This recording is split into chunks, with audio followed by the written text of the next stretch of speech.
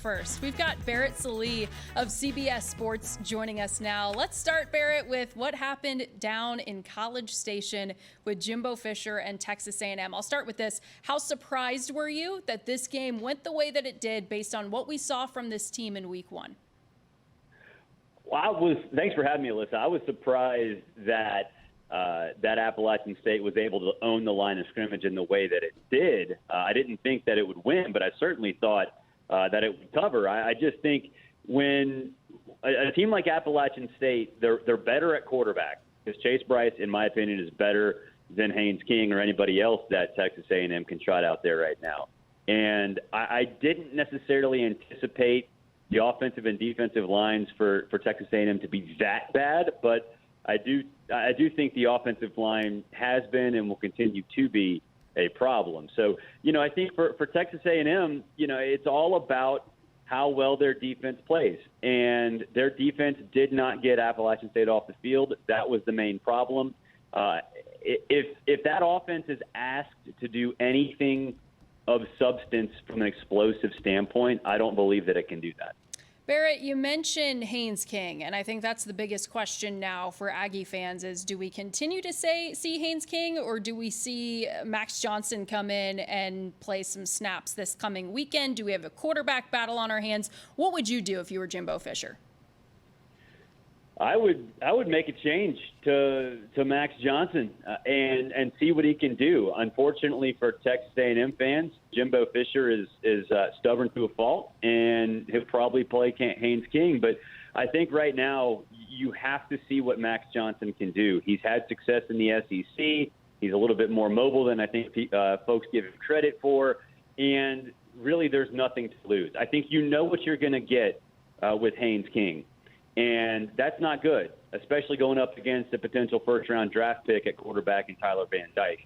So I think let Max Johnson cook, see what happens. And if it doesn't work out, then you go on to plan C. And I don't know if that's Wegman or going back to King or whatever. But I think at this point the offense is limited.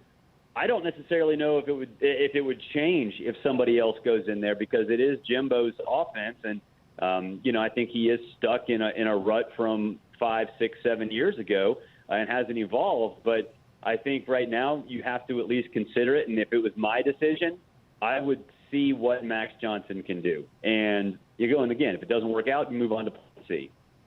You mentioned Miami's quarterback. Obviously, Miami coming to College Station this weekend, the biggest challenge that this team will see so far. But then you look at the rest of A&M's schedule, then they have Arkansas, Mississippi State, Alabama, South Carolina, Ole Miss. Knowing that the rest of their schedule is really going to be challenging until they get to that UMass game on November 19th, where's your panic level with this A&M team as we stand right now? Well, I thought they'd be an 8-4 team at best, so my panic level is probably different than others, but I didn't think they'd lose to App State. I'm definitely concerned. They're not going to beat Arkansas. They're not going to beat Alabama. They're not going to beat Florida. They're not going to beat Ole Miss. So, yeah, it's a tough situation. I think at this point for Texas A&M, if they win all of their toss-up games, and I'm talking Mississippi State, Auburn, I would say LSU's a toss-up. Then, okay, they get to a bowl game, maybe go 7-5. 8-4 for that team right now would be a minor miracle. And I think if that's to happen, they need to get better quickly at quarterback. But I think more importantly, especially in the SEC, once the conference schedule cranks up, along the offensive line, because that gets you killed. That gets you killed in the SEC. So in the trenches is where it's won and lost, and A&M doesn't have that right now. And I think I found this stat today, which is just mind-boggling to me. Texas A&M has been in the red zone once this year. That's it. That's it.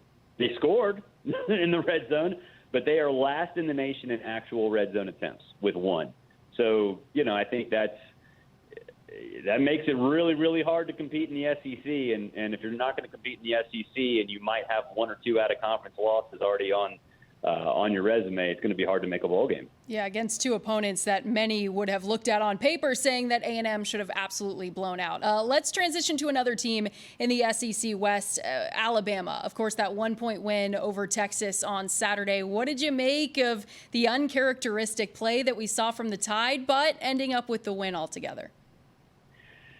Well, I'd say it's uncharacteristic in the sense of the penalties, right? 15 penalties is unacceptable. 12 or 11 or 12, whatever it was in the first half is just unacceptable. And, Nick Saban knows that, and secretly I think he loves that because he gets to yell at him all week.